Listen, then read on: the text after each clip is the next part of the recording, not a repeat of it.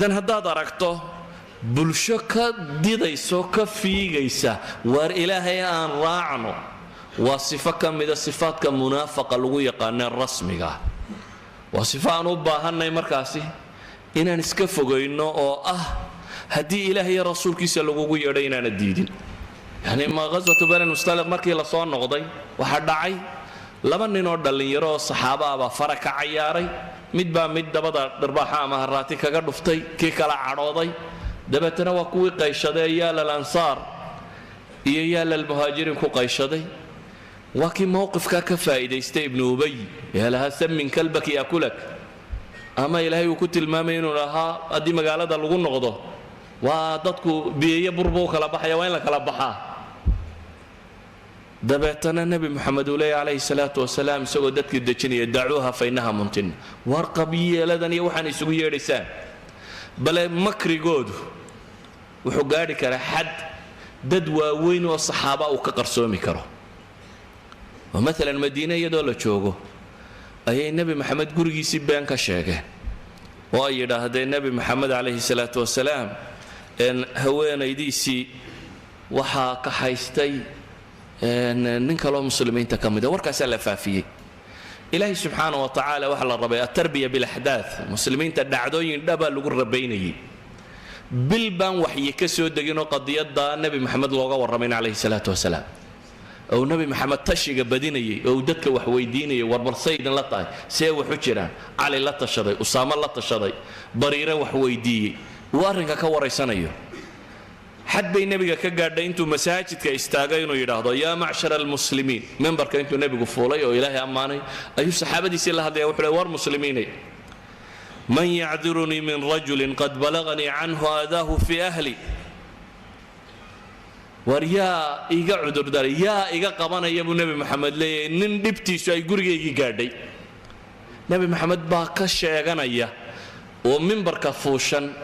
oo la hadlaya saxaabadiisiiyo wuxuu leeyahay waar nin dhibtiisu gurigaygii gaadhay yaa iga qabanaya buu nebigu leeyahy calayhi salaatu wasalaam ilaahay baan ku dhaartay reerkayga inaanan wax khayra mooyaane wax kale ku ogayn ninka ay wax ka sheegayaanna khayr mooyaane wax kalena kuma ogi gurigaygana weligii ma gelin isagoo aniga ila socda mooyaane ee yaa iga qabanaya saxaabi baa istaagay sacad ibnu mucaad la yidhahda wuxuu yidhi ilaahay rasuulkiisiiyow hadduu reerkayga yahayna reer buu madax u yahay markaa hadduu reerkayga yahayna anigaa wax ka qabanaya hadduu reerka kale yahayna nafar waa dilaynaaye hadduu waxaad tidhaahdaa shaqaha laga qabta annaga ka qabanayne saxaabi kalaabaa tii qabyaaladahayd intay ku kartay ayuu istaagayo wuxuu idhi wallaahi waa been tahay waxaad sidaa u leeday waxaad ogaatay inaanu reerkiinna ka mid ahay ninka laga cabanaya mana dili kartid waxna kama qaban kartid dabeetana saxaabi labaad baa istaagay usayd ibnu xudayr baa istaagay oo wuxuu yidhi wallaahi waa beentahay waa dilaynaa shaqana waa ka qabanaynaa wa innaka munaafiqun tujaadilu cani lmunaafiqiin adna munaafiq kalaa tahay oo munaafiqiinta u doodaya dabeetana waaba la isku oogsaday bal qiyaasi nebi maxamed oo mimbar fuushanoo ninka cabanaya oo saxaabadii inay isku oogsatay waa shaqadii munaafiqu qabtay dadaan nebi maxamed la joogin markaasay u galayaan waa inay casarka isweeraraan maadaama aanay nebina haysanin cid xakiim oo dadkan kala qaban kartaana iskaba yar tahay hadduu harag shabeelkiisaasi gashado in yaroo fudud buu dhagaa isugu wada gelin karaa sidaa ogeed buu nebigu calayhi salaatu wasalaam wuxuu gaadhay qadiyadii kale intuu joojiyaba inuu dadka aamusiiyo oo yidhaahdo war bal aamusa aamusa aamusa aamusa oo saxaabada kala dejiyo arrinku ninkii laga cabanayaba inuu dhaafo ay noqoto in saxaabadii nebi maxamed la kala badbaadiyo oo lagu kala badbaadiyo munaafaqa kani shaarkan uu gashaday odaynimo iyo sidan uu dhaqmay iyo mushkiladatan taa macnaheedu waxay tilmaamaysaa munaafaqu khatarta uu ku leeyahay bulshada muslimka ah iyo waxa uu geysan karaa inta ay leeg tahay ayay tilmaamaysaa waxaan se isweydiinaynaa leenahay sifaadkaasi munaafiqiinta ee qur-aanku wax badan ka sheegaya midhadh yarna aan ka soo qaatay haddaynu inagu nafaheenna kaba khallisno si ay dhacayso kollayba qaar wataa inay joogaan sidee loola dhaqmayaa dadka badh bay u muuqataa ciddii laga cawdaba in hal bamoo yar madax lagaga dhufto aakhiraha qabtee laakiin waxaynu u baahanay inaynu dib ugu noqonno nebi moxamed calayhi salaatu wasalaam bulshada kuwaasi ku jiraan buu waday horta marka koowaad bulshada qabaa'ilka le reeraha le noocaasiya bulshadaasi munaafiqiinta wadatay caynkaasiya bulsho arkaan ahluliimaan oo waaweyn markii laga warramay munaafiqiin ayaa ilaahay wuxuu leeyahay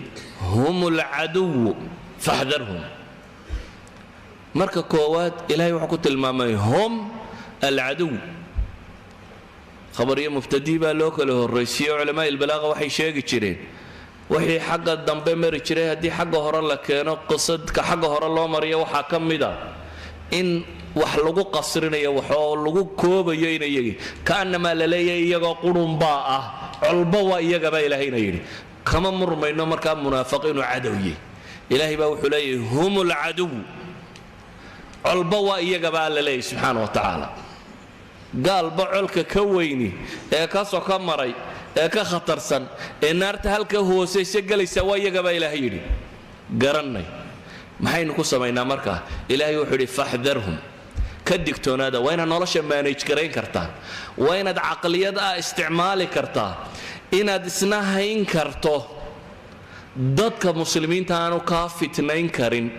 dhibtu gaalada kaaga geysanaya warku kaa geynaya waxana aad maanaj garayn karto waa inaad contain garayn kartaa alixtiwaa waxay culimmadu yidhahdaan waa in lagula dhaqmi karaa siyaasat alixtiwaa munaafiqiintu jihaadkii nebi maxamed raaciyeen iyadoo loogayay inay munaafiqiin yihiin bismi illaahi araxmaan araxiim alxamdu lilaahi rabbi alcaalamiin in alxamda lilaahi naxmaduhu wanastaciinuhu wanastaqfiruh ونعوذ بالله من شرور أنفسنا ومن سيئات أعمالنا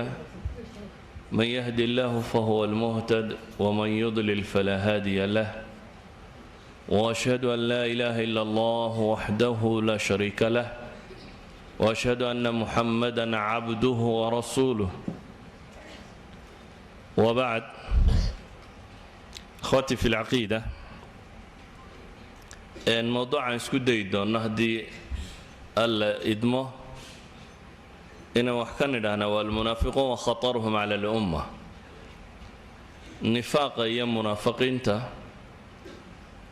مركا أنك ورمينا وجهرين وحنوك ورمينا سيانينا وقديرانو سيان نفتينا صفاتك يا علاماتك يا أستامها يا تلمامها يا السمد اللغو يقانو dadka si loo nisbeeyey nifaaq aan uga dheeraanno si aan u helo xasaasiyadii ama dareenkii ay lahaayeen saxaabadii nebigu calayhi salaatu wasalaam waa ka imaam albukhaari fii saxiixi baab buu ku soo aroorinayaa baab khawfu lmu'min min an yaxbita camaluhu wahuwa laa yashcur dabeetana wuxuu ku bilaabayaa baabkaasi ibnu abi mulayka taabicigii la odhan jiray waruu ka soo naqlinayo ibnu abi mulayka oo taabici macruufa ah raggii saxaabada badanna soo gaadhaya wuxuu leeyahay adraktu 30 min asxaabi الnabiy sala allahu calayh waali wasalam kulluhum yakhaafu الnifaaqa cala nafsih ma minhum axadu yaquul inahu cala iimaani jibriila wa mikaa'il taabicigaasi ibnu abi mulayka la yidhaahda wuxuu leeyahy waxaan soo gaadhay 30 ka mida saxaabadii nebi moxamed calayhi salaatu wasalaam oo dhammaantood nafahooda nifaaq uga baqaya waa saxaabadii nebi moxamed calayhi salaatu wasalaam oo iyagu lafahooda uga cabsanaya nifaaqa mid odhan jiray ma jira buu leeyahay iimaanka jibriil iyo mikaa'il baan leeyahay aniga waxba iga xumaan maayaan cid rumaysnaydi ma jirto saxaabadu siday nifaaqa uga baqayeen waxa idinkaga filan axaadiistii soo aroortay xadiiskii xandala saxiixa ku yaalay ama xadiidka anas ibnu malik warinayo ama xadiidka abu hurayra warinaya labadaba uu tasxiixinaya sheekh alalbani fii silsilati yani bacd alalfaad haddaan soo qaadano maalan anas ibnu malik ku warinayo wuxuu leeyahay saxaabadii nebiga calayhi salaatu wasalaam baa ku soo subax u timi nebiga gelin hore dabeetana waxay idhahdeen halaknaa warabbi lkacba ilaahay rasuulkiisiiyo waa halaagsanay iyagoo dhaaranaya nebigu wuxuu ku yidhi wamaa daak maxaa keenay ina halaagsantaan dhibtu maxay tahay qaaluu annifaaq annifaaq bay ku yidhahdeen إلهي رسولك سيو منافقني ما جرته نفاق مرنا والنفاق قلبي قدقه والدين لآنه وقال لما وإنه كور رمي دونه مرنا والنفاق عملية وقفك وحا قلبي سكوتشرا يا أعماشي سايين بدن يسوافق ويده صحابة وحي كشك سنايين مركاسي إن الصادقين دبن نقن كروايان أرمي تاسي دعضا دبتنا واحد هذا إلهي رسول كيسي وهلاك سني محاجر مركوي لنا واحد هذا النفاق قال لستم تشهدون أن لا إله إلا الله وأن رسول الله وميدا شهادة قرين بالنبي قولين وأن سبحانه وتعالى كليك حق لغو عابدية هي أن إلهي رسول كيسي هي قالوا بلى واقر صرنا بين هذا المركز النبي يقول ليس ذاك النفاق هذا كان كعبنا يسال من هذا عقيدة السجون كسجنتين منافق من معها وحلي أنس بن مالك مركل يحضنا ويما دنا سؤاشي بيسيدي وقع عليه هلكنا ورب الكعبة نبي قلنا جوابتي بكو عليه ورمي أيضا أشهادنين ما هو شهادة واقرنا بيد هذين وركاس النفاق معها مرصد حاد بهدنا النبي قوي ما دين بولي أنس بن مالك يقول نفس المسألة وتلمامية نبينا عليه الصلاة والسلام وتلمامية إن أنا سدن النفاق ما أهين دبتنا مركي دنبي وحيد هذا يا رسول الله إنا إذا كنا عندك كنا على حال إلهي رسولك سيو مركا نواديك كلتش وقنا حالات بان قصقني وإذا خرجنا من عندك همتنا الدنيا وأهلنا مركا نساعدك كاتك نبا إليين وحنا مشغولية دونك إيا الريرها إيا وحن بانكو مشغول الله وكن نبي مركا قول عليه الصلاة والسلام لو أنكم إذا خرجتم من عندي تكونون على مثل الحال الذي تكونون عليها عندي لصافحتكم الملائكة في طرق المدينة يعني واحد دريميسا إن صحابة النبي محمد عليه الصلاة والسلام إلى فهد وغشك سين مركا النفاق إذا قفك لنا آمن مركا كماها حنوبة هنا إن نسفي عن مركا وفهمنا صفات كالنفاق يا علامات كاللغو قرطه سينو غديرانو سينو ولا لدينا كلاو قدقنو سينو منافق الضبطة وأركي كرنو سينو برنا سيدو نبي محمد الله دقمي عليه الصلاة والسلام كوا صفات كاني أي كعضادان ابن أبي مليكة صحابة سوى قاري ولا صدم بان سوى قاري صحابة النبي قول نفاق بقية ديكو وحكورين شري وحكم ده عائشة أسماء بنت أبي بكر أم سلمة عباد الله دي أفرتاهي أبو هريرة عقبة بن الحارث المسور بن مخرمة صحابة وين أجل ده أبا كم ده كو سوى قاري وحكوري كو دهانا ما وقت أهان لن نولانا دي علي سعد بن أبي وقاص يرقوا وين وبدنوا كلا كم ده سيد حافظ كسون نقلين أيه waxaan markaa uga jeedinaa mas'alada tan markaa aan ka warramayo dadku inta badan markay wacdi dhageystaan cid bay ku asteeyaan oo iskaga sii calaamadsadaan marka koowaad cid aynu calaamadinayna inay noqoto lafaheena inaynu badbaadino oo ka badbaadino waxa aan sheegi doono ee quraanku uu tilmaamayo nifaaqa asliyan waxyigu markuu soo degay ama dadku amaam alwahyi saddex qaybood bay qayb badheedha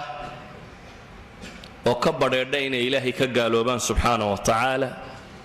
shareecadiisa iyo diintiisa toona aan rabin gaalo la yidhaahdo oo mowqif la garanayo sariixa oo cad taagan qayb kale oo iyana ka badheedha oo rumaysan ilaahay iyo rasuulkiisaba siran wa baatinan wa daahiran si walba u rumaysan oo iyana ka badheedha inay qaateen waxyigii xagga alle uga yimi subxaanahu wa tacaala iyo qayb saddexaad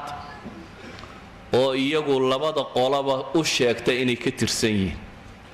hadday kuwan la joogaanna la maca hadday kuwan la joogaanna la maca aan lahayn jur'ada ama awoodda ah inay mowqif cad istaagaan oo waxa ay rumaysan yihiin ay ka badheedhaan ama gaalnimo ha noqoto ama islaamnimo ha noqotee qur-aanka ilaahay wuxuu inoogu tilmaamayaa kooxdani bini aadamka kooxda ugu shar badan inay tahay gaalka munaafaqa ka xun waayo aakhira isaga ka boos hooseeya ina almunaafiqiina fi darki alasfali min annaar walan tajida lahum nasiira naarta waxa loo kala cadaab kululiyay sida loo kala hooseeyo ilaahayna wuxuu ku tilmaamayaa inay galayaan fi darki al-asfal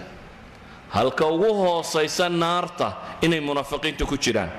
idan munaafiqiintu waa duul gaalnimada ka hooseeya laakiin bulsho ahaan ka tirsan mujtamaca muslimka idan bulshada muslimka qayb ka tirsan oo gaalka ka liidataa jirta quraankaana astaynayo sifaynaya wadulkaasi munaafiqiinta la yiraahdo nifaaqo asl al-kalima ulama al-lugha qaar kamid waxay tilmaamaan wuxuu ka yimi min nafaqaa al-yarbu' nafaqaa al-yarbu' waxa lagu tilmaamaa bahashan walada la yiraahdo gadkay qodato waladu waa xayawaan yar oo banaanka iskaga nool god bay qodaa dhanbay af uga yeeshaa dhanka kale dahaadh yar ama ciid yar bay kaga tagtaa dabeetana wala hadaad erido godka xaggan ka galo aad tidhaahdo daba soco xagga kalunbay madaxa ku dhufanaysaa way ka boodaysaa xagga kale oo ka bixi karaysaa aslul kalima waxay ka timi baa layidhi min nafaqaa al-yarbu' waa kuwan dee nafaqa lagu tilmaamo tunaliskan ama godadkan la maro kaanama uu yahay munaafiqu kaa xaggan intuu ka galo xagga kale ka baxa kooxdaana kama tirsana kooxdaana kama tirsana qolana daahirku uga tirsan yahay qolana baatinku uga tirsan yahay waa waladaa godka inta xagga gashaxa marka la yiraahdo qabtana xagga kale ka boodaysa idan qaybta tani waa qayb abuurantay ama se samaysantay ahdigii madiina bal waa dad nabi muhammad la nool alayhi salatu wasalaam bal waa dad majliska nabi muhammad soo fadhiisanayay bal waa dad intay nabiga u yimaadaan lahaa waxaan qiraynaa inaad ilaahi rasuulkiisii tahay haddana warkaasi aanu xaqiiqo ahayn إلهي بقرآن كتل مامي وحلي إذا جاءك المنافقون قالوا نشهد إنك لرسول الله والله يعلم إنك لرسوله والله يشهد إن المنافقين لكاذبون اتخذوا أيمانهم جنة فصدوا عن سبيل الله إلهي وحشيغي سبحانه وتعالى ونقوى الرمية نبي محمد بقال لي مركي منافقين تكوي ما دام وحلي نشهد وحنكمر خاتك عينا هاي كما خاتك عيان إنك لرسول الله إن إيا اللام إيا أدوات التوكيد كانت أررصدين أي وحي لين وحن كمر خاتك عنا إن إلهي الرسول كيسيتي نبي محمد بي الله خطابة يان الله هضليان يقول لك شوغانا وحي شيغيان إن الرميسي النبي محمد إنه إلهي الرسول كيسي إلهي بس سبحانه وتعالى وركو ده بينينيا لكن انت وركو ده لبينين waxa la tilmaamaya hadalkay horta sheegeen inuu isagu dhabiyay laakiin iyaga oraahdoodu inay baantay wallahu ya'lamu innaka la rasuul ba ilaahi misaladaas iyada muran kuma jiro oo ilaahi waa ogay subhanahu wa ta'ala inaad ilaahi rasuulkiisii laakiin maxaa ka dambeeya ilaahi wuxuu leeyahay wallahu yashhadu innal munaafiqiina lakaadibun waxa kaloo ilaahay ka marxaati kacaya munaafiqiintu inay beenaalayihiin baa la yiri subhanahu wa ta'ala idan bulshada aan ka waramayna ما هب الشدة بتشوكتي وبلش النبي محمد لا نولي وبلش مجلس كنبي محمد فردي وضد النبي عليه الصلاة والسلام كله وحن كمر خاتك عنا إنا تهي إلهي رسول كيسي سيدا وجد وقيب كترسن مجتمع مسلمين تا قيب تتني عهد جي مكان ما يشرين وايو مسلمين تي مكان شوكتي حالة دي يكون نولايين ما يهين ضد إيطالي وأما وح لقى رجيو أما لقى عبصوده أما ضد كمسلمين تابع بدب كشري لكن وقت جي مدينة جارهم بدر قداشيت أي نفاق آدو صاعان بحر مركي جوشي مسلمين تموقطي يدتك وين حوجيهين أي نفاق صاعان بحر يجوا يسوق شرة قارهم جوري وضه قار مقعية ما مسدونية قار ربا إسلام كيني لقويا نوع والبيسوق شرة منافقين تقران كوكا والرمي عانكا وحتى قاننون كمد هاني لورن شري عبد الله بن أبي بن السلول وكمد اللبدين أهم بوحل إلى أنصار دقال دي دحمري نوين بكموت تجين بالله إلى هذا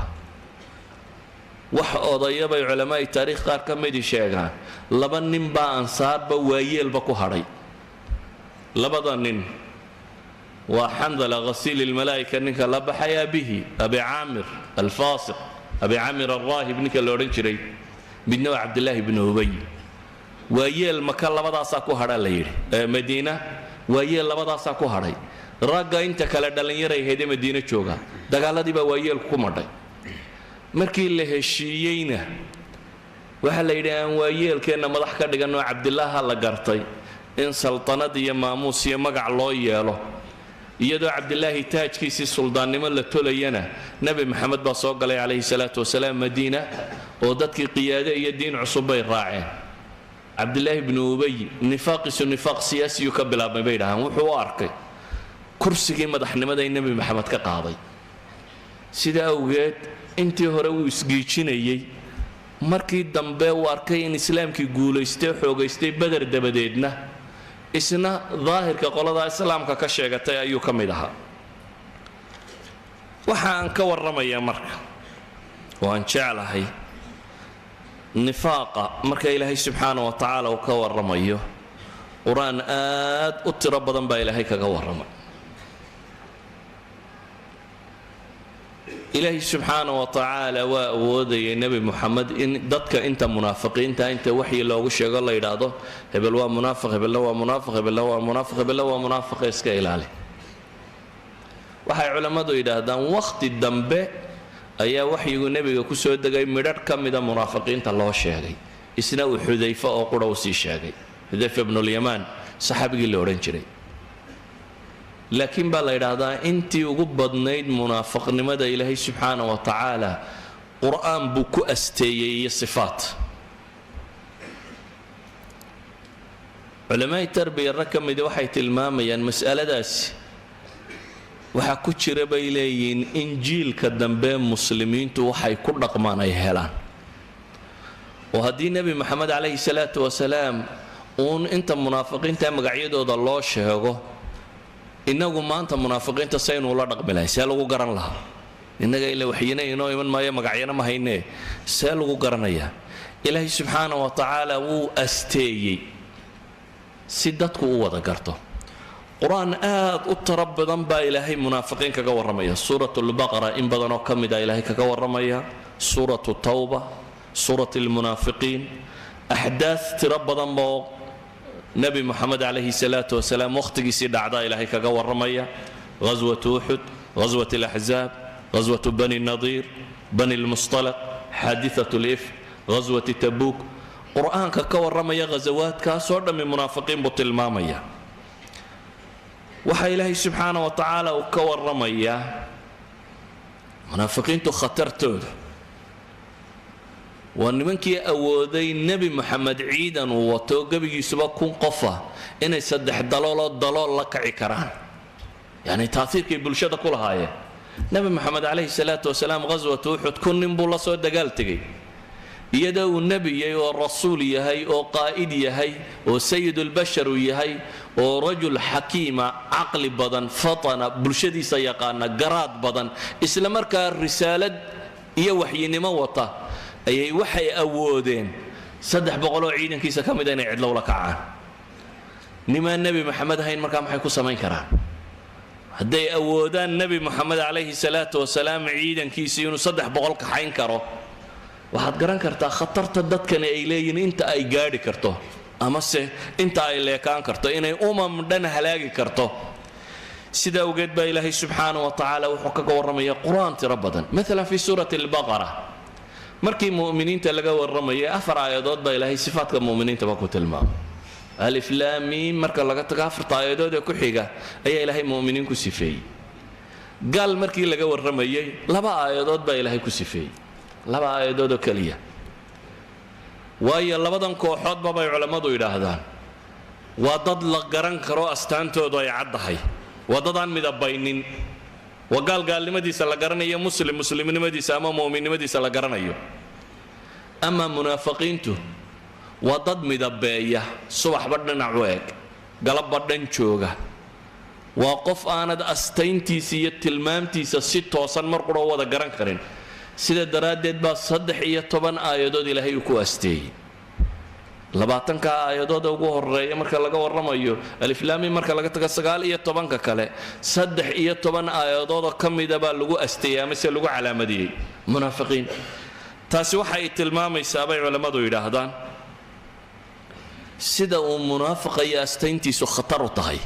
ee loo dareemi karo sida uu googooyn badan yahay marba meel uu taagan yahay markii kooxaha dhan la asteeyay ayaa ilaahay subxaanahu wa tacaala dadkoo dhan u yeedhay oo la yidhi yaa ayuha nnaasu taquu rabbakum wardadow dhammaantiin isku darsamo war ilaahay ka baqa la yidhi ilaahay caabuda subxaanahu wa tacaala ucbudu rabbakum waxaan uga soconnaa maxaa intaasoo aayadood oo qur'aana loogu tilmaamay waxa loogu tilmaamay baan leenahay in innaga wax layna baro idan waxaynu u baahannahay markaynu munaafiqiin iyo khatartooda ka warramayno intaanan khatartooda sharxin iyo sida loola dhaqmayo inaan in yar eegno munaafiqa iyo qur-aanku siduu u asteeyey waayo ilaahay subxaanahu wa tacaala wuxuu tilmaamayaa am xasiba aladiina fii quluubihim marad an lan yukhrija allahu adqaanahum walow nashaau la araynaakahum falacraftahum bisiimaahum walatacrifannahum fii laxni alqowl wallahu yaclamu acmaalakum ilaahay wuxuu nebi moxamed calayhi salaatu wasalaam u tilmaamayaa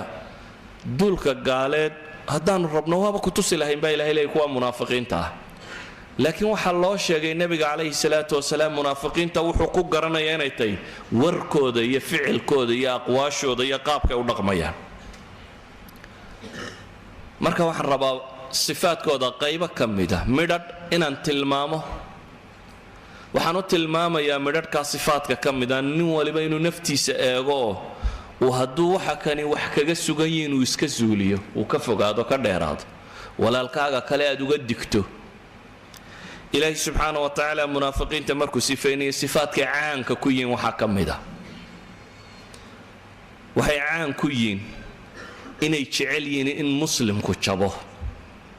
islaamkana laga guulaysto waxay caan ku yihiin baa qur-aanku tilmaamaya inay farxaan markii ay arkaan goob muslim ku jabay guusha gaaleed iyo ay ku raynrayn bilaabaan markay arkaan haddaad sifadaa iska dareento aad aragto meel muslim ku jabay adigoo faraxsan waa sifa min sifaati almunaafiqiin ilaahay baa subxaanahu wa tacaala qur-aanka wuxuu ku leeyahy in tusibka xasanatun tasu'hum وإن تصبك مصيبة يقولوا قد أخذنا أمرنا من قبل ويتولوا وهم فرحون بإله إليه قل لن يصيبنا إلا ما كتب الله لنا هو مولانا وعلى الله فليتوكل المؤمنون هدي وناجد هلبا إله إليه سبحانه وتعالى ومسلم كوغول استدتك كنحا وإياك بإله إليه تسؤهم haddii xagga allaba masiiba idinka haleeshana waxay odhanayaan waa arkaynaa waxaasoo annagu waa ka tabaabushaysanna waxay jeesanayaan baa ilaahay leeyahay iyagoo weliba faraxsan idan muslim jabkii gaal baa ku farxa muslim jabkii munaafiq baa ku farxa haddaad markaa aragto dad islaam u nisbo sheeganaya haddana meel muslim lagu jabiyey rayraynayo farxaya oo u arka inaan wax weynaba dhicina qolaama mutatarrifiina macaynkan hadama saatan ahayd ay yihiin kuwa jabay waa calaama min calaamaati almunaafiqiin ilaahay baana ku asteeyey idan haddaad astaantaa isku aragto waxaad garataa bale inay kuu soo hoyatay aad u baahan tahay inaad dib isu nadiifiso waxaa qur-aanku ku asteeyey munaafiqiinta markuu ka warramayay alle subxaana wa tacaala inay yihiin dad quluubtoodu ay la jirto cadowga muslimka walaalnimana u dareemaya ninka gaaleed colaad iyo xumana u haya ka muslimka ah ilaahi subxaanahu wa tacaala isagoo nebi maxamed tilmaamaya wuxuu leeyahy alam tara ila aladiina naafaquu yaquuluuna liikhwaanihim aladiina kafaruu min ahli alkitaab لئن أخرجتم لنخرجن معكم ولا نطيع فيكم أحدا أبدا وإن قتلتم لننصرنكم والله يشهد إنهم لكاذبون لئن أخرجوا لا يخرجون معهم إلهي وحط الماما سبحانه وتعالى ألم ترى ماذا كن بإلهي إليه موقتهي إلى الذين نافقوا يقولون لإخوانهم بإلهي kuwa munaafiqiintii waxay ku leeyihiin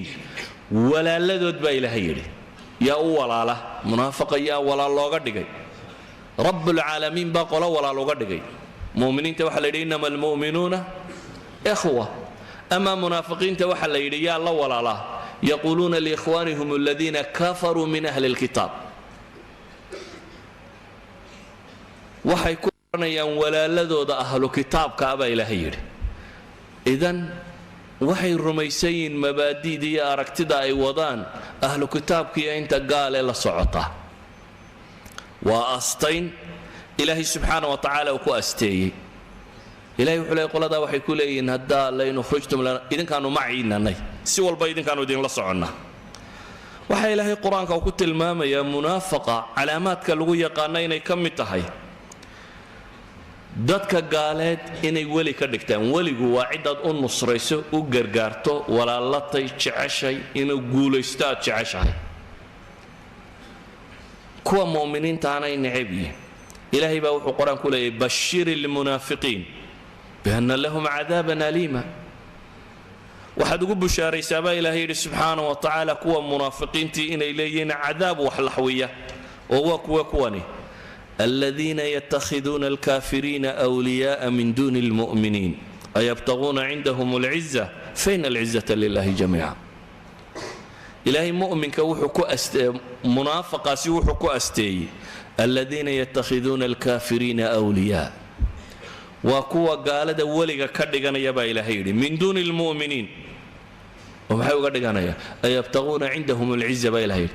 مقولي يا شرفتي مقعي الرين بين كرادين ينبال ليدي سبحانه وتعالى إذا هو علامات كله وإلهي سبحانه وتعالى وكنت المام يا قرآن كمركو أستيني إنما كي منافقين تها علامات قال كنت المام القرآن كو شيغا يوحا كمده عيد ضدك مسلمين تها أسماء حنحنية وحلمد الله بحيه وكإلهي إليه سبحانه وتعالى يقولون لئن رجعنا إلى المدينة ليخرجن الأعز منها الأذل من الأذل؟ وأهل الإسلام كي أي كسفينية إذن أنت أستوان إسرائيلي هل مدين كشيء كرنا أو لبدا الصف صفك أي رباني نقول يستو قوشيسا أي كفر حيان أي أهيلينيان أي ولاalayiin ay la socdaan waa safka gaalada baa lagu tilmaamo maca dalika waxay la joogaan oo ay ka tirsan yihiin waa bulshada muslimkaana waa la degayiin safkanna waa u sahan iyo horseed iyo taageero iyo wax walba bay u yihiin astaan kale xoog laba quraanku uu ku sheegay waxa kamid ah إلهي وحلي سبحانه وتعالى أن من كان علامات كاللغو يقانا وحكم إذا هدي إلهي الشرعي سلصو هذا القاضو إن إلهي للراعه لقى حكم يشو سقى لقى دنبايو وحي سماء للراعه مسألة سوى كدبر شدينيان ومدك تاقيان داد كان وحي سكديان إني كعليان وكوعيان وحي الرالي كوين مسألة وحي عكس جيدا يكفر حسين ما قاعد دونان مركا هو بحيان maxaa cagsiya cuquusha basharku waxay xeeraysay jidaysay ay ism hawato ilaahay wuxuu sharciyeeyay jideeyay marabaan bini aadamku aqligiisa wixii uu ka keenay uu jideeyay ama xeer qabiilha lagu sheego ama xeer dawladeed lagu sheego ama xeer United Nations lagu sheego ama xeer ka hooseeya mid ka sarreeya mid ka dambeeya wuxuu doonayaa noqday wixii bashar uu ururiyayna xaqiisa u dheeraynayaan baa ilaahay leeyahay إلهي وحكو تلمامي أنا علامات منافقتي مركز إلهي قرآن وحكو لي ألم تر إلى الذين يزعمون أنهم آمنوا بما أنزل إليك وما أنزل من قبلك يريدون أن يتحاكموا إلى الطاغوت وقد أمروا أن يكفروا به ويريد الشيطان أن يضلهم ضلالا بعيدا وإذا قيل لهم تعالوا إلى ما أنزل الله وإلى الرسول رأيت المنافقين يصدون عنك صدودا إلهي وحلي سبحانه وتعالى ميانا أركينين كوا الشيغانية أرنكود الزعم بالغدغي يزعمون أنهم آمنوا بما أنزل كوا الشيغانية إن الروميين وحي أديك لغو سودتشي الرسوشي هربا وحي لغو سودتشي ومحي قبانيا waxay rabaan baa ilaahay yidhi inay xukum ka dhigtaan taaquudka iyo warkii iyadoo ilaahay uu faray inay baabkaa ka gaaloobaan laakiin shaydaan baa lumitaan fog lumiyey baa ilaahay yidhi maxaa u astaana markaa waidaa qiila lahum tacaalow ilaa maa anzala allahu ila arasuul haddii la yidhaahda baa ilaahay yidhi waar u kaalaya ilaahay subxaana wa tacaala wuxuu soo dejiyey nebi moxamed wixii waxyiye loo keenay kaalayo raaca haddii la yidhaahdo ilahay wuxuu yidhi ra'ayta almunaafiqiina yasuduuna canka suduuda waxaad arkaysaa munaafiqiintii oo mas'aladaa ka jeesanayoo diidan oo ka cararaya idan haddaad aragto bulsho ka didayso ka fiigaysa waar ilaahay aan raacno waa sifo ka mida sifaadka munaafaqa lagu yaqaanee rasmiga waa sifo aan u baahannay markaasi inaan iska fogayno oo ah haddii ilaahay iyo rasuulkiisa lagugu yeedho inaana diidin mas'alo 2 3 4 5 20 konton waxay doonaysaa ha noqoto ilaahay iyo rasuulkii haddii lagugu yeedho wixii ka yimi inaanad ku madaxadaygin oo ka jeesanin haddaad ka jeesato waxay noqonaysaa inaad yeelatay sifo ka mida sifaadka nifaaqa munaafiqiinta sifaadka uu qur-aanku ku sifeeyey waxaa ka mida inay yihiin qaybo ka midi duul tahana muuqaal ahaan dadka markay is hortaagaan jidh ahaan dhisan hadal ahaan hadal deeqsiinaya dadka u sheegaya inay khayr iyo wanaag wadaan waxay rabaan inuu islaax yahay laakiin hadday jeestaan markay tagaan bulshadii markii lala hadlay saasaa loola hadlay laakiin marka asxaabtoodii ama gaaladoodii ama kooxdii la isku mabda ahaa loo tago warkii ka gedisan baa la akhriyaa mar labaad waxaa la yidhi marka ay hadlayaanay wax sheegayaan sidan bay wax u wadaan haddiise madax laga dhigo oo iyaga arrinka loo dhiibana wax walba waa gundhaban baa ilaahay leeyahay fasaad bay ku gundhabaan waxbaba ma nooleeyaan idan marka hore aanay waxaynin waa warramayaan khayr bay ka warramayaan iyo wax walba in la islaaxinayo markayse iyaga gacantooda soo gasho dad iyo xoolaba waa halaagsamayaan ilaahay baa qur-aanka wuxuu leeyahay waa min annaasi man yucjibuka qawluhu fi lxayaati addunya wayushhidu allaha calaa maa fii qalbi wahuwa aladdu lkhisaam dadka qaar baa ka mida baa ilaahay leeyahay warkiisu uu ku cajab gelinayo oo dadka caliimu lisaanka bale dad dood badan oo doodyahana aladdu lkhisaama dad dood badan oo warkiisa markuu sharxayo si fiican u soo bandhigi kara laakiin ilaahay wuxuu leeyahay waidaa tawalla min alwilaaya aw min altawalla iyo alicraad kaa doontaba kake haddii ay madax noqdaan ama haddii ay jeestaan oo meeshii laga warramayay ay ka tagaan oo meelahoodii gaarka ah ay tagaan ilahay wuxuu leeyahay sacaa fi lardi liyufsida fiiha wayuhlika alxarha wannasr wallahu laa yuxibu alfasaad shaqaday markaa u dhaqaaqaan waxa weeyaan baa ilaahay leeyahay inay dhulba fasahaadiyaan oo ay xarth iyo nasl taran iyo beer iyo cid walba inay halaagaan baa ilaahay leeyahay subxaana wa tacaala wallahu laa yuxibu alfasaad baa ilahay yidhi ilahayna fasaadka ma jecla waidaa qiila lahu ittaqi illah markaa dambe uu wax wado haddii la yidhaha war ilaahay ka cabso xaggaad wax ku wadaa akhadathu alcizatu bilism faxasbuhu jahannama walaa bi'sa almihaad isla weynidiiyo kibirkaa qaado oo dadka wuxuu arkaa dadaan waxba garanaynin ama wax badan wuxuu u arkaa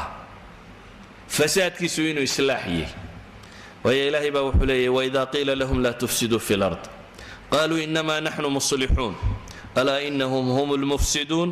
walaakin laa yashcuruun baa ilaahay leeyahay haddii la yidhaahdo war dhulka ha fasahaadinina waxay leeyihin annagu waxaanu wadnaaba waa islaax xogaagan dadka lalaynaya waxa kan waxaa looga jeedaa in nidaamka lagu dejiyo arrimuhu inay dhagdhag noqdaan ayuunbaa loo wadaaye adigunbaa angalka qalloocan wax ka arkayaa lagu leeyahay adigaa meeshaad wax ka eegaysaa meel qalloocan tahay ee indhaha fayowa caafimaadka qabaa wanaaggan wadna way arkaan dadka bukaan arag bay ku leeyihin indhaha bukaan arage wixii caafimaad qabee fayoobi way arkayaan waxa islaax iyo wanaag la wado ilaahay baa wuxuu leeyahay alaa innahum hum almufsiduun innahum hum almufsiduun alaa war hooye adawaatu tanbiih baa ilaahay ku isticmaalay dabeetana ilahay wuxuu leeyahay innahum hum المفسدون يغو كليوم بابا إلهي لي أهل فساد كوا وح فساد يا ويغا لكن وحبا واني قرنين وحبا واني دريمين با إلهي لي درين كالو مي إلهي سبحانه وتعالى وحكو تلمامية من علامات النفاق إني كم تهي dadka ahlu iimaanka ee ilaahay rumeeyay inaad u aragto masaakiin aan aqoon lahayn badan wax badan garanaynin sufaha maangaabiyo garaad laawayaal dabeetana ilaahay wuxuu ku leeyahay wayda qiila lahum aaminu kama aamana annaas haddii la yidhaahdo war dadka sida ilaahay u rumeeyeen idina ilaahay u rumeeyo kibirkan iyo waalidan ka daaya qaaluu an nu'minu kama aamana asufahaa bay leeyihin ma waxaad naga rabtaa inaanu yeelno dadkan maangaabyada iyo dadka wax magaratadii siday yeelaan masaasaad nala rabtaa bay leeyihin ilaahay baa wuxuu leeyahay alaa innahum hum sufahaa walaakin laa yaclamuun iyagaa safiiha baa ilaahay yidhi maangaabyadu waa iyaga laakiin waxbaanay garanayn baa alla leeyahy subxana wa tacaala oo goormuu maangaab garanaya dee inuu maangaab yahay daabuu maangaab yahay siduu u garan inuu maangaab yahay waxaa qur-aanku inoo tilmaamaya sifaadkooda inay ka mid tahay mu'miniinta meel ay joogaan ama muuqaalkoodu joogo markay yimaadaan inay muujistaan aragta inay la mid yihiin waidaa laquu aladiina aamanuu qaaluu aamanna laakiin kooxahoodii iyo waxoodii markay u baxaan idaa khalow ilaa shayaatiihim qaaluu innaa macakum innamaa naxnu mustahzi'uun markuu warka dadka la hadlayo shareeco iyo diin iyo arrimo iyo warkaasu ka warramay khayr buu ka warramay iimaan baa inu qaadannu ka warramay laakiin kooxahoodii markuu u taga baa ilaahay yidhi wuxuu odhanaya war waa cayaarin maangaabyadan iyo dadkan wuxuu sheegaya ma waxaasi dhabnaga ma aha buu leeyahy waa xiiladka siyaasigaa ka mida buu leeyahy wax badan kama aha haadihi sifaat marka ayn tilmaamayno yacni qur-aanku sifaat aad u tiro badan buu ka tilmaamaya waxaa ka mid a inay yihiin dad xumaha un ku baaqa وان سماها كباقين المنافقون والمنافقات بعضهم من بعض يأمرون بالمنكر وينهون عن المعروف ويقبضون أيديهم نسوا الله فنسيهم إلهي وحد المامين يندض حماها ضد كفرة فساد كأي الرذيلة إيا وحل إيا خلاق حمد إيا وحاسي ونظام الحرية ولا فافنية ووضعا معروف كسوى خطر meesha waxba ku jiro waxba ka soo socda la leeyahay wixii macruuf ayada cagta la saaray wala reebaya wixii fasaadi iyagu waa mubaax wala sii deynaya ilaahay wuxuu ku tilmaamay subhanahu wa ta'ala inay sifaadkooda ka mid tahay wayaqbaduna markay xoolo joogto wadad hunguri badan baa ilaahay leeyahay inay waxa inta u badan qaataan bay rabaan marka ay bixin joogtana wadad gacmaada go inaan waxba ka bixin bay rabaan isagu waxba intuu qaatay inaan shilimo ka dhicin ay doonayaan marka ilaahay subhanahu wa ta'ala wuxuu leeyahay wa minhum man yalmizuka fi sadaqati fa in u'tu minha radu wa in lam yu'ta minha idahum yaskhatu wadad markay wax bixin iyo sadaqa iyo wax bixin joogto raba in wax la siiyo idan raacistuku raaca halkaas wax ka maqlaya hadaad wax siiso wa macak wa rali inta wax qaadanayo laakiin hadii la yiraahdo adiga maanta waa laga yara maarmay qolo ka yara dib badan baa jirta markaas uu dudaya baa ilaahay leeyahay subhanahu wa ta'ala markaas uu carada bilaabaya idan waa dad hunguri badan oo hanti markay meesha taalana hunguri la taagan marka aan wax jirin ama aan isaga wax loo dhiibinna ceebayn badan baa ilaahay leeyahay lamzi waa dad ceebayn badan oo dadka ku ceebaynaya wax bixlaan iyo kan ودد هداي wax bixinta iyaga waxa la yiraahdaa yaqbaduna aydihim gacmaha ba u xiran bast al-yad ma yaqaan gacantooda ma fidsana idan waa min sifaat an-nifaq هذه صفات marka aan tilmaamayo waxa aan rabaa inaan anna yeelan adna aan yeelanin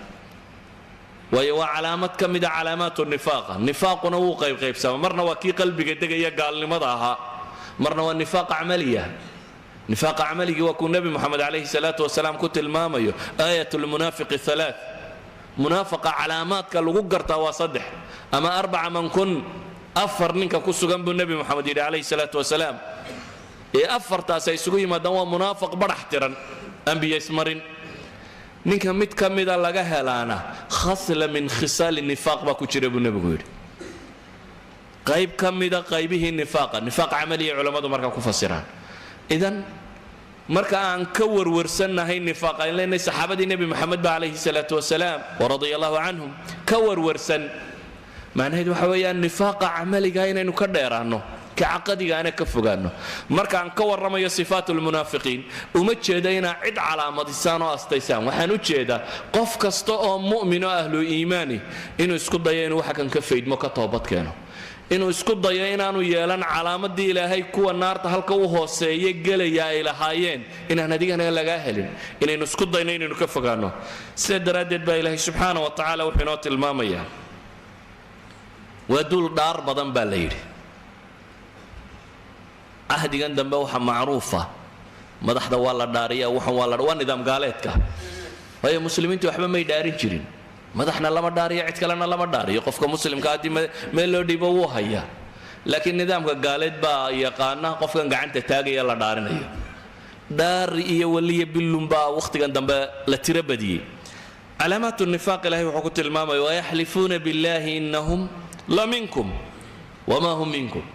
waliya billah waxay gunta kaga jarayaan inay idinka mid yihiin inay danta dadka wadaan inay maslaxadda ilaahayna wuxuu leeyahay wamaa hum minkum idinkama tirsana waxaynu tilmaamaynaa alla subxaanahu wa tacaala uu ku tilmaamaya munaafaqnimada calaamaadkii lagu yaqaanay waxaa ka mid ah inay yihiin duul madaahirtu ay la weyntay muuqaalkan sare oo waidaa ra'aytum tucjibuka ajsaamuhum baa ilaahay ku tilmaamaya muuqaalkoodu waa ku cajabgelin waa qof jecel dadka inuu muuqaal fiican ugu yimaado laakiin quluubtooda iyo caqaa'idooda iyo waxay rumaysay inay aad u liitaan munaafiqiintu waa dad markaa sifaadkaasi uu qur-aanku ku tilmaamay ama khatartooda iyada haddaan laba saddex kelmadood ka idhaahdo aan badnayn khatar waxaa ku filan inaynu taariikhda ku hayno nebi maxamed siday u galeen calayhi salaatu wasalaam inay isku dayeen ciidankii dhammaaye uu watay ulu ka mida inay la baxaan oo ay nebi maxamed kala hadhaan waxaa kuugu filan siday isugu dayeen inay saxaabada nebi maxamed madaxa isu gelayaan iyo dadka muslimiinta ah oo maalan xadiidkii ka warramayay قصة الإفك حادثة أما دعضة إفكه لما كان السيدي مركي كسوهدين مسلمين تيو اسكود ديرين وح والبا يعني ما غزوة بني المستالق مركي لصوان نغضي وحدعي لما ننور دلين يرو الصحابة أبا فرك عياري مدبا بدا درباحا مهراتي كغرفتي كي كلا عروضي دبتنا وكوي قيشدي يا للأنصار يا للمهاجرين كو قيشدي وكي موقفك كفايدة ابن أبي يا لها سمن كلبك يأكلك أما إلهي وكنت المامين لها أدي مقالة لغون نغضه ودادكو بيئي بربوك لبحا وين لك لبحا دبعتنا النبي محمد عليه الصلاة والسلام سوى دادك الدجنية دعوها فإنها منتن وارقبية لدني وحاني سوية رسان بل مكري قود وحقارك لحد ددوا وين والصحابة وكقرسومي كرو ومثلا مدينة يدول جوجو أي النبي محمد قرقي سبان كشاكه وأيدا هذا النبي محمد عليه الصلاة والسلام إن هوين يديسي وحا كحيستي إن ننكلو مسلمين تكمدا وركا سلفا فيه إلهي سبحانه وتعالى وحل الربي التربية بالأحداث مسلمين تدعدوين دبا لقول ربيني بالبان وحي كسو دقينو قضية دا النبي محمد لوغا ورمين عليه الصلاة والسلام أو نبي محمد تشيق بديني أو دك وحويديني وربر سيدنا لطاي سيو حجران علي لطشدي أسامة لطشدي بريرة وحويدي وارنك كوريسانيو حد بين نبي كقعد انتو مساجد كاستاغينو يراهدو يا معشر المسلمين منبر كنتو نبي قفولي او الهي اماني ايو صحابه دي سيلا هدي وخلي ور مسلمين من يعذرني من رجل قد بلغني عنه اذاه في اهلي وريا إيجا عذر دار يا إيجا قبنا يا أبو نبي محمد لي نن دبتي شوي قرية يجادي نبي محمد باكش يا جنايا ومن بركة فوشن والله هذا يا صحابة دي سيا وحلي ورنن دبتي شو قرية يجادي يا إيجا قبنا يا أبو نبي عليه الصلاة والسلام ilaahay baan ku dhaartay reerkayga inaanan wax khayra mooyaane wax kale ku ogayn ninka ay wax ka sheegayaanna khayr mooyaane wax kalena kuma ogi gurigaygana weligii ma gelin isagoo aniga ila socda mooyaane ayaa iga qabanaya saxaabi baa istaagay sacad ibnu mucaad la yidhaahdo wuxuu yidhi ilaahay rasuulkiisiiyow hadduu reerkayga yahayna reer buu madax u yahay markaa hadduu reerkayga yahayna anigaa wax ka qabanaya hadduu reerka kale yahayna nafar waa dilaynaaye hadduu waxaad tidhaahdaa shaqaha laga qabta annaga ka qabanayne saxaabi kalaabaa tii qabyaalad ahayd intay ku kartay ayuu istaagayo wuxuu idhi wallaahi waa been tahay waxaad sidaa u leeday waxaad ogaatay inaanu reerkiinna ka mid ahay ninka laga cabanaya mana dili kartid waxna kama qaban kartid dabeetana saxaabi labaad baa istaagay usayd ibnu xudayr baa istaagoo wuxuu yidhi wallaahi waa been tahay waa dilaynaa shaqana waa ka qabanaynaa wa innaka munaafiqun tujaadilu can ilmunaafiqiin adna munaafiq kalaa tahay oo munaafiqiinta u doodaya dabeetana waaba la isku oogsaday bal qiyaas nabi maxamed oo mimbar fuushan oo nin ka cabanaya oo saxaabadii inay isku oogsatay waa shaqadii munaafiqu qabtay dadaan nabi maxamed la joogin markaasay u galayaan waa inay casarka isweeraraan maadaama aanay nebina haysanin cid xakiim oo dadkan kala qaban kartaana iskaba yar tahay hadduu harag shabeelkiisaasi gashado in yaroo fudud buu dhagaa isugu wada gelin karaa sidaa ogeed buu nebigu calayhi salaatu wasalaam wuxuu gaadhay qadiyadii kale intuu joojiyaba inuu dadka aamusiiyo oo yidhaahdo war bal aamusa aamusa aamusa aamusoo saxaabada kala dejiyo arrinku ninkii laga cabanayaba inuu dhaafo ay noqoto in saxaabadii nebi maxamed la kala badbaadiyo oo lagu kala badbaadiyo munaafaqa kani shaarkan uu gashaday odaynimo iyo sidan uu dhaqmay iyo mashkiladatan taa macnaheedu waxay tilmaamaysaa munaafaqu khatarta uu ku leeyahay bulshada muslimka ah iyo waxa uu geysan karaa inta ay leeg tahay ayay tilmaamaysaa waxaan se isweydiinaynaa leenahay sifaadkaasi munaafiqiinta ee qur-aanku wax badan ka sheegaya midhadh yarna aan ka soo qaatay haddaynu inagu nafaheenna kaba khallisno si ay dhacayso kollayba qaar wataa inay joogaan sidee loola dhaqmayaa dadka badh bay u muuqataa ciddii laga cawdaba in halba mooyar madax lagaga dhufta aakhiraha qabtee laakiin waxaynu u baahanay inaynu dib ugu noqonno nebi moxamed calayhi salaatu wasalaam bulshada kuwaasi ku jiraan buu waday horta marka koowaad bulshada qabaa'ilka lee reeraa lee noocaasiya bulshadaasi munaafiqiinta wadatay caynkaasiya bulsho arkaan ahluliimaanoo waaweynina ay ku jiraan iyo cumar iyo abibakar iyo rag la mid ay ku jiraan siduu ula dhaqmay baa isweydiin leh nebigu calayhi salaatu wasalaam haddaynu isla qisadan dib ugu noqonno ghaswatu bani lmustaliq aw ilmuraysiic muraysiicna waa ceelkii laga cabayey mustaliqna waa qabiilka la magaciisii ama reerka qaswada loogu magacdaray ama ceelkoodii ha loogu magacdaree dagaalkaasi meeshaas ka dhacay markii laga soo noqday ee labada saxaabi ee dhallinyarada ahi farakalooleen ee dabeetana isku xanaaqeen ee wararkii badnaa ninkan munaafiqi uu ku hadlay cumar baa adkaysan waayoo nebigu u yimi calayhi salaatu wasalaam wuxuu ku yidhi ilaahay rasuulkiisiiyow dacnii yaa rasuul allahi adrib cunaqa hada almunaafiq ilaahay rasuulkiisiiyow igu sii daa munaafaqa kanaan shaqo ka qabtee madaxa kan anigu aan ka jaree igu sii daa waxay isweydiinta le inaynu garanno nebigu muxuu ugu jawaabay calayhi salaatu wasalaam nebigu qadiyadda tan siduu u xalaalay waa mushkilad taagan laakiin ma odhanin nebigu ninkani munaafiq maaha ma odhanin in dil ma mutaysto oo ma dilayno laakiin ufuq intan ka dheer buu nebigu maxamed ka warramay calayhi salaatu wasalaam aragti intan ka ballaadhan qofku isagoo dembaaba isagoo dil xaq muta ayaa waxyaabo badan iyadoo la eegaya qaab kale loo manage garayn karaa qiyaadadu ama dadka hoggaanka haya waa inay noqdaan dad caqli badan oo aan wadciga midhmidh u qiyaasaynin ama u eegaynine bulshada iyo waxa ka ratibmaya sida wax u dhici karaan arki kara nebigu wuxuu ku yidhi calayhi salaatu wasalaam dachu laa yataxaddathu annaas ana muxamadan yaqtul asxaaba war iska daa buu ku yidhi nebigu dhaaf ninka kan ummadda kale isugu sheekayn maysa buu nebigu yidhi nebi muxamed inta la socotuu laayaa la odhan maaye nebi maxamed muxuu ilaalinayay ninkani waa munaafiq dhib buu muslimka ku hayaa laakiin haddana wuxuu nabigu ilaalinaya calayhi salaatu wasalaam sumcadda ah dadka muslimiinta ama nebi moxamed inta la socota inuu yidhaahdo wuu xujoobo madaxa uu ka googooyo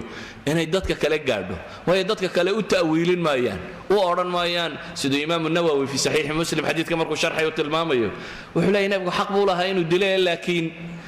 dee gaaladu u ta'wiilin mayso odhan mayso ninkani dhib buu geystay kan buu geystay waxay uma odhanayaan kuwii la socdayba madhiye maxaa laga doonayaa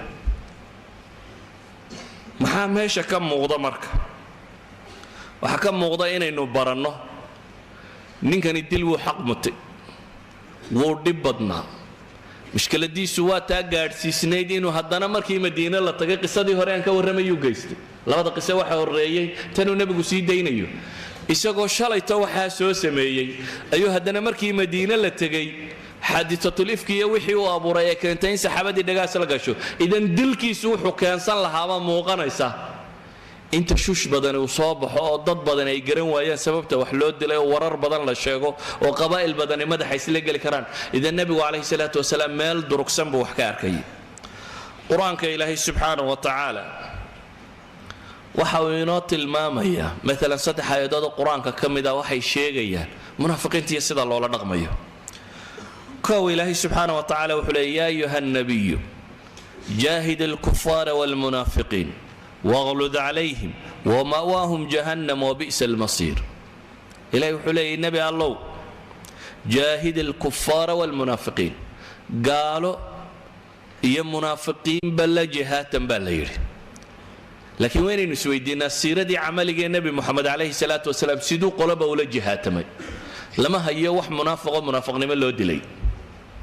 تاريخ النبي عليه الصلاة والسلام انت انو اخريني كما هينو وح انت لا سو قبطي نفاق لو دلي بل waxa la yiraahdaa Abdullah ibn Ubay hadithatul ifki markuu dhigay saxaabadii iyagu saxaaba ahaa ee iimaanku dhabta ka ahaa laakiin uu ninkani hadateeliye gafka galay waa la jeedalay oo iyaga xadul qadf baa lagu qaaday laakiin hatta culimada taariikh ma sugayaan in Abdullah ibn Ubay hatta jeedalkaana lagu ma dhufanin مصطحيو يعني رجل لم يتكها ولا جادله لكن عبد الله بن أمية حتى جادل كاسكم الدعين وحلت الماما يا مركز سدو ولا دغمي وحول دغمي بين لنا سيدا سولي يدعه لا يتحدث الناس ان محمدا يقتل اصحابه الهي القران كو حكوليه markii laga waramay munaafiqiin ayaa ilaahay wuxuu leeyahay humul adu fahdharhum marka koowaad ilaahay wuxuu ku tilmaamay hum al-adu khabariyo mubtadi baa loo kala horeysiyo culimada ilbalaaqa waxay sheegi jireen wixii xagga dambe mari jiray haddii xagga hore la keeno qisadka xagga hore loo mariyo waxaa ka mid ah in wax lagu qasrinayo wax oo lagu koobayo in iyagi kaanama la leeyahay iyagoo qurun baa ah colba waa iyagaba ilaahayna yidhi kama murmayno markaa munaafiqiinu cadowye ilaahay baa wuxuu leeyahay humul adu colba waa iyagaba la leeyahay subxaanahu wa tacaala gaalba colka ka weyni ee ka soo ka maray ee ka khatarsan ee naarta halka hooseysa galaysa waa iyagaba ilaahay yidhi garannay maxaynu ku samaynaa markaa ilaahay wuxuu yidhi faxdarhum ka digtoonaada waa inaad nolosha manage garayn kartaa waa inaad caqliyad isticmaali kartaa inaad isna hayn karto dadka muslimiinta aanu kaa fitnayn karin dhibtu gaalada kaaga geysanaya warku kaa geynaya waxana aad manage garayn karto waa inaad contain garayn kartaa alixtiwaa waxay culimmadu yidhahdaan waa in lagula dhaqmi karaa siyaasatu lixtiwaa munaafiqiintu jihaadkii nebi maxamed raaciyeen iyadoo loogayay inay munaafiqiin yihiin waa kuwii qasbatu tabuuk intay nebiga raacaan akhrinayay waxaan la akhrinin ilaahay iyo rasuulkiisa iyagoo ku jeesjeesaya ku dheeldheelaya bay socdeen waayo sifaadka nifaaqa waxaa ka mid ah waxaan kaftan gelin bay kaftan geliyaan kaftanka kuma jiraan ilaahay iyo rasuulkiisa iyo kitaabka quran iyo diinta wax lagu kaftamaba maaha baabka kaftanka la yidhaahda ma galaan laakiin munaafiqu wuxuu ka dhigaa wax la iskaga kafkaftamo lagu cayaaro ilaahay baa wuxuu leeyahay isagoo iyaga ka warramaya wala in sa'altahum la yaquulan inama kunna nakhuudu wa nalcab qul abillahi wa aayaatihi wa rasuulihi kuntum tastahzi'uun waxay odhanayaan haddii la weydiiyo waa un jidkaan isku dhaafinayno waa dheeldheel iyo kaftan iyo bay naga ahayd war ma ilaahay iyo aayaadkiisa iyo rasuulkiisa ku jeesayseen baa ilaahay leeyahay laa tactadiru waxbaha cudurdaaranina baa layidhi qad kafartum waa gaalowdeen haddana lama dilin waxna looma geysanin ciidankii muslimiintaanay la socdeen may ahayn dad kaa tegaya maaha dad baaba la firdhiyaayo kaa hadha oo aad tidhaahdaa warina kala kaxeeya ma hadhayaano nebi maxamed bay xataa dagaalku ku socday dhex socdaan dan kalena male inay wax fasahaadiyaan bay u socdaan haddana iyagoo caynkaa u socdo nebi moxamed calayhi salaatu wasalaam wadi karayo hayn karayay idan bulshada qiyaadaadka hogaamiyee muslimkii waxaa loo baahan yahay dee masaajidka safulawalkoo qura lama wado munaafiqiintaaba safulawalka gasha markay doonto sida daraaddeed qofku waa inuu noqon karaa ama qiyaadada islaamiga waa inay noqon kartaa dad hayn kara bulshada dhammaantood saa daraaddeed baa ilahay wuxuu leeyay subxaana wa tacaala hum ulcaduwu baa ilaahay yidhi col waa iyaga laakiin see loola dhaqmayaa faxdarhum qaatalahum allahu annaa yufakuun baa ilahay yidhi ka digtoonowun iska ilaaliya baa la leeyay subxaana wa tacaala ilahay wuxuu leeyay subxaana wa tacaala aayadda saddexaade ka warramaysa qaabka loola dhaqmayo وإذا قيل لهم تعالوا إلى ما أنزل الله وإلى الرسول رأيت المنافقين يصدون عنك صدودا فكيف إذا أصابتهم مصيبة بما قدمت أيديهم ثم جاءوك يحلفون بالله إن أردنا إلا إحسانا وتوفيقا أولئك الذين يعلم الله ما في قلوبهم فأعرض عنهم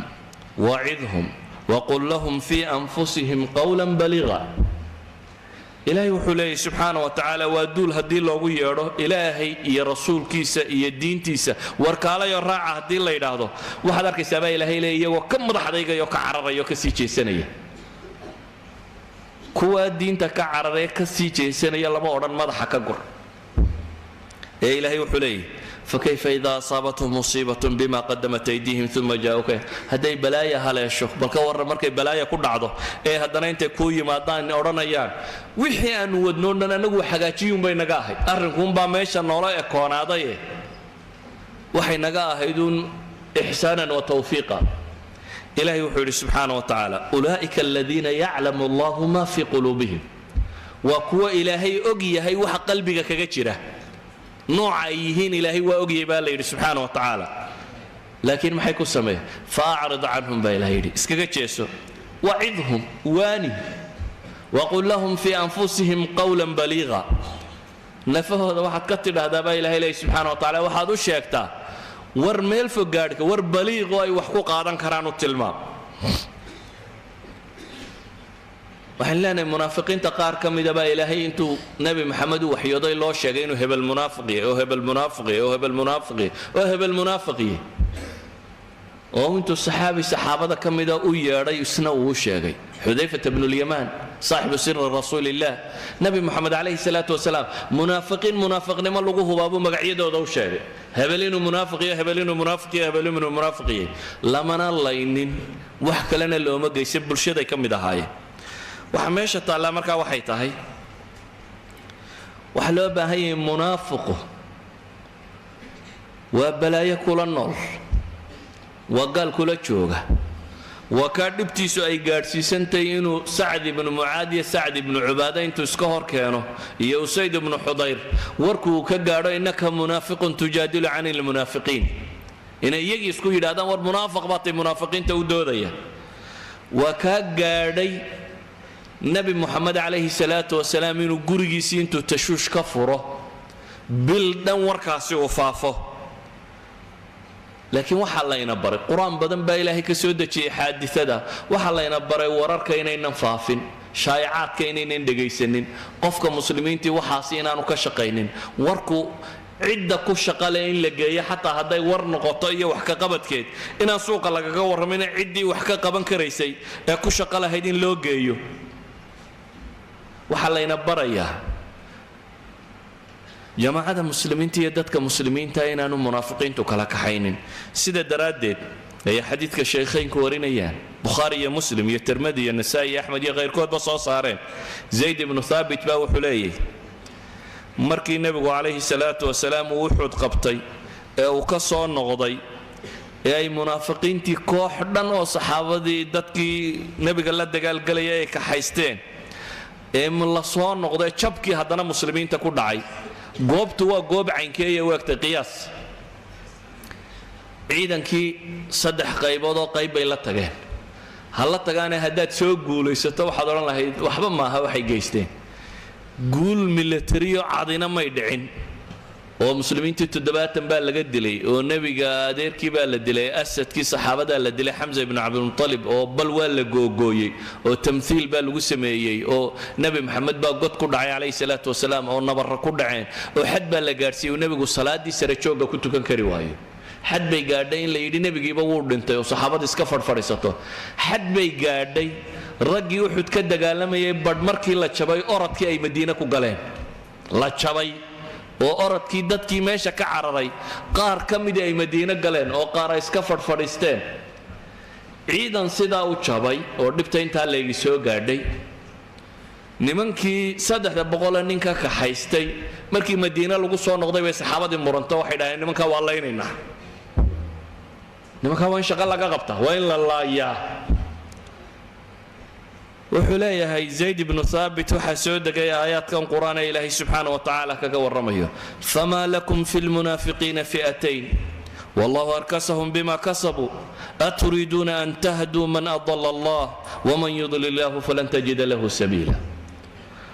war maxaa idinku dhacay baa ilaahay leeya munaafiqiinta laba kooxood ugu noqo ha ka murmina nimanka munaafiq waa munaafiq laakiin lama odhanin nimanka laaya ilaahay baa ka warramaya saxaabadii ku murantay war waxaasoo jaba nimankii inoo geystay maxaynu ku samaynaa ragga badha ay leeyihiin markaa fi'a ay leedahay naqtuluhum firqana ay leedahay laa ilaahayna qur-aanku ka soo dejiyey sidaa tan buu uga warramay waxaan uga jeedaa munaafiqu waa duul khatar ah waa duulkaasi naarta ugu hooseeya waa duul bulshada muslimkaa la nool laakiin waxay u baahan yihiin dadka muslimiinta ahayna kow sifaadka nifaaqa inaynu fahamno si aynu inagu nafteenna uga tahiri karno laba inaynu sifaadka nifaaqa fahamno ciday ku ururto si aynu u garan karno calaamaadkii nifaaqu inay qofka kan ku urureen waayo qofna qalbigiisa waxa ku jira ilaahay unbaa oga la garan maayo saddex waxaynu u baahanay inaynu baranno sidaynu ula dhaqmayno aynu u manage garaynayno dadka ummadda ama hoggaanu haya ama a'imma u ah ama horseed u ah ama dhaqaya inaanay noqonin caqliyo fudud oo ah inuun wixii gaaloobaba laga takhalluso ama wixii dhib geystaba dhegta dhiigga loo daro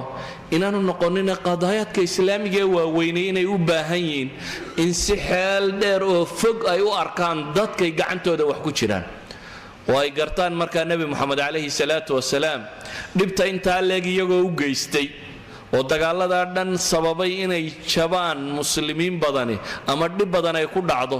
oo guryihii nebiga waxaa ka geystay oo saxaabadii sidaa isugu diray oo duulkaasiyo haddana nebi moxamed calayhi salaatu wasalaam oo cafwi iyo tasaamux iyo dulqaad iyo dulqaad qabinimo ku jirta maaha kaan ka warramaya yacni maaha dulqaad qabiya oo aan ogeyn waxay geysanayaan ee waa dulqaad garanaya faxdarhumta waa dulqaad garanaya inaanad ummadda munaafiq madaxa ka saarin waayo ilaahay baa kuu sheegay yuhliku alxarta wannasl waa dulqaad garanaya haddana inaan la dilina bulshada lagu dhex wadi karo idan waa inuu garan karaa dadka hoggaanka u haya ama muslimka ama hoggaaminaya inay bulshada islaamiga ama u nisbo sheegtay magacaasi huwaday inay intay dhiigooda iska ilaalin karaan iska ilaaliyaan inay wadi karaan oo dadka kan iyagoo munaafiqiina iyagoo juhala ah iyagoo ducafaa inay wadi karaan dariskaygu markaa waxaan jeclay inaan iska soo koobo aanan waxba badinin sifaad badan baa qur-aanka warramay qur-aan aad u tiro badanna oo de suwar dhan oo qur-aana markaad akhrido baqara markaad akhrido aali cimraan iyo ghaswatu uxud waxa laga sheegaya markaad akhrido tabuuk iyo wixii ka dhacay iyo suuratu tawba alfaadixa iyo markaad akhrido suuratu lmunaafiqiin iyo waxa alla kaga warramaya markaad akhrido suuratu laxzaab iyo ghaswatu axzaab iyo wixii ka dhacay reer banulmustalaq iyo wixii ka dhacay iyo qisadooda markaad akhrido ilaahay subxaana wa tacaala qur-aanka uu kaga warramayo reer banu qurayda iyo suurat alxashr iyo waxa laga warramayo iyo reer banu nadiir غير بنو النضير سورة الحشر ألم تر إلى الذين نافقوا آيات كلمة يعني قرآن أترب بدن با إلهي كغا ورميا وحاس قرآن وحا لوغو ورميا إن إنغا وحلين بره والله ينبره علامات كان منافق نمدا إن نبرنو اسكا إلالنو ونفنا آمن كما حنظلة مركو يدي أبي بكر وكسهر بحيم حيودي نافق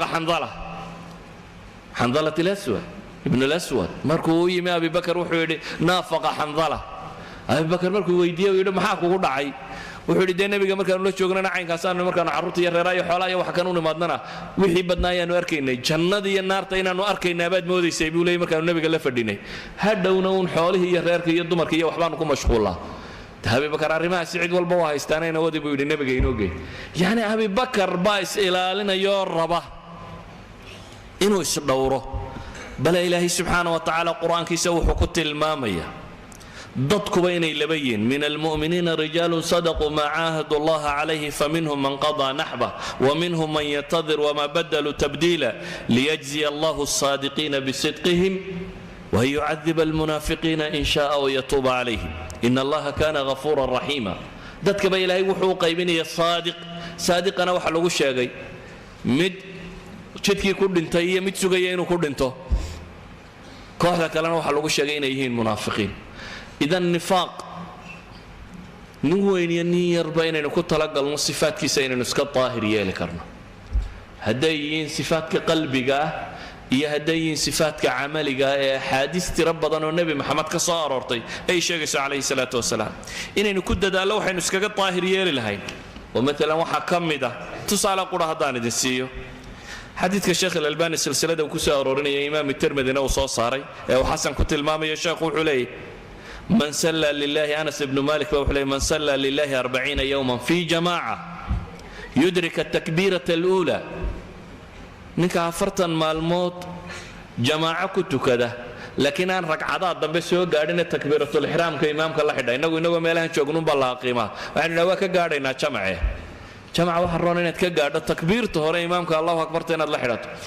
oo la xidha buu nabi maxamed leeyahay imaamka takbiirada hore la xidha kutiba lahu baraa'atan buu nabigu yiri laba shahaada baa la siiyaa laba certificate labada shahaada waa maxay waa baraa'atun min an-naar هي براءة من النفاق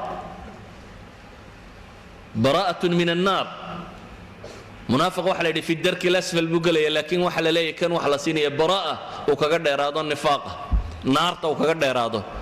هي سيرتيفيكيت كلو عدينا ينانو منافق هين وهي منافقين تواتي لغت المامي وإذا قاموا إلى الصلاة قاموا كسالى يراؤون الناس ولا يذكرون الله إلا قليلا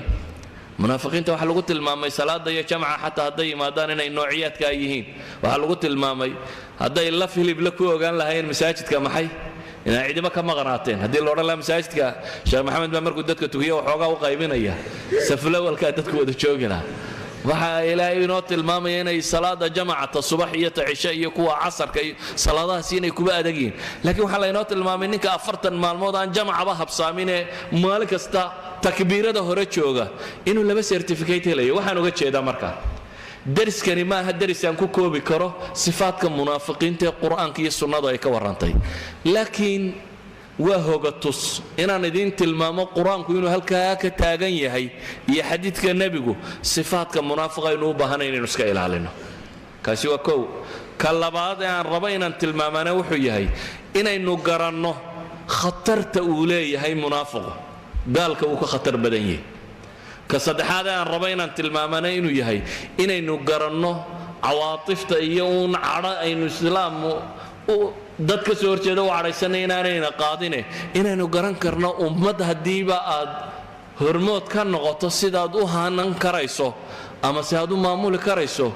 iyo munaafiq iyo hayru munaafiqaba inaad wadi karto oo bulshada muslimiinta aad ka dhex ilaalin karto dacaayaadkan iyo dhibtan iyo waxa kan ilaahay waxaan ka baryaa inuu xaqayna waafajiyo nifaaqana inaga dheereeyo sharkoodana inaga ilaaliyo iyaga iyo gaalba ilaahay sharkooda inuu inaga dhowro inana kuwa saadiqiinta ku tilmaamay safka ka soo horjeeda in Allah subhanahu wa ta'ala inuu daro wallahu a'lam billahi tawfiq assalamu alaykum